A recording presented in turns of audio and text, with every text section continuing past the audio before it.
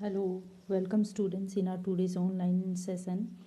Uh, our today's topic is war poetry, and we will read about what is war poetry and what are the major characteristics or features of war poetry and what are the major war poets in English literature.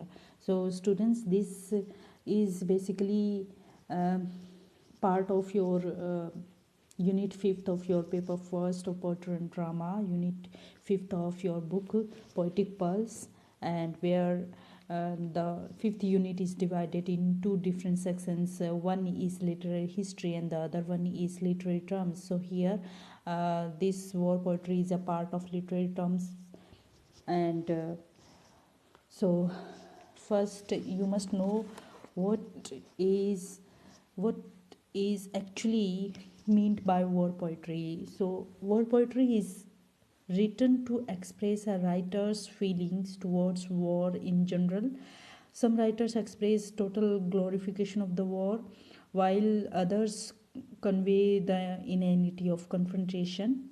So you must be familiar that what kind of war poetry we are talking here, that as you know already that generally the poetry or which were the poems which were written during the First World War and the Second World War. And if we talk about who is a war poet, so we can say that a war poet is a poet who participates in a war himself, okay, who physically participates in a war, and who writes about his experience about war, or a known combatant who writes poems about war. So now begin the a little bit about the background information. So the First World War had considerably influenced the poets of that age, and the poets glorified the war and considered it honorable to represent their country in the war and even die for the sake of their nation. Some enthusiastic ones even participated in the war, and amongst them some returned alive and later expressed the trauma of the war through their poetry. These poets were called the war poets or the trench poets or the soldier poets, and their poetry it is known as war poetry. The war poetry deals with the theme of war and its consequences.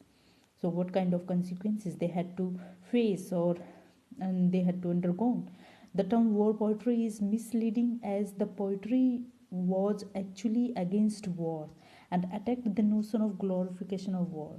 So some of the characteristic features of war poetry are: number one, deception of the honor of trench life. The most noteworthy feature of war poetry is its depiction of the horrid trench life which the soldiers were compelled to lead. The filth and unhygienic environment of the trenches was intolerable. Poets like Charles Hamilton, Wilfred Owens, and Sassoon have written very feelingly about the agony of living in rotten trenches. And number two, realistic presentation of death and destruction. So war poetry actually presents harsh reality of the battlefield in a natural manner, using realistic images and thought-provoking language. It gives a faithful account of the bloodshed, mutilation, violence, death and destruction caused by war. Number three, compassion for soldiers.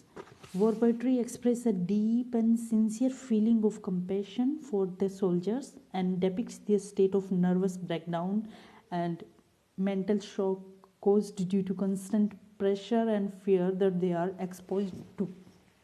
Number four, expression of anti-war sentiments. This poetry criticizes the notion of glorification of war and also propagates the message that wars are always destructive and barbarous. So wars are always leading to wars. great level of destructive and leading to the great amount of barbarousness. And number 50, we can say rich in images and onomatopoeic words, like it gives a rich pictorial presentation of war and is also enriched with the use stock of onomatopoeic words. So if we talk about some of the renowned war poets, we can say there is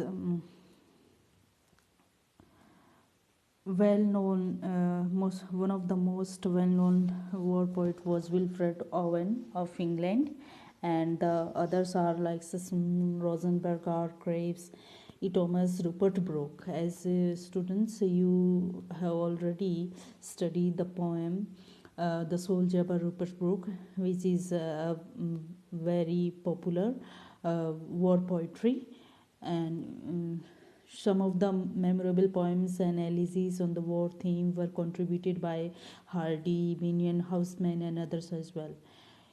Rudyard Kipling's poetry struck a different and more patriotic note from that of most of his contemporaries. So, Rudyard Kipling's poetry also has touch of the war scenario. The Second World War produced more desperate response regarding war and its ramifications in poetry. So the poets most commonly associated with the Second World War period are Keith Douglas, Alan Owen, and Sidney Case. So that's now enough for now. Thank you, students.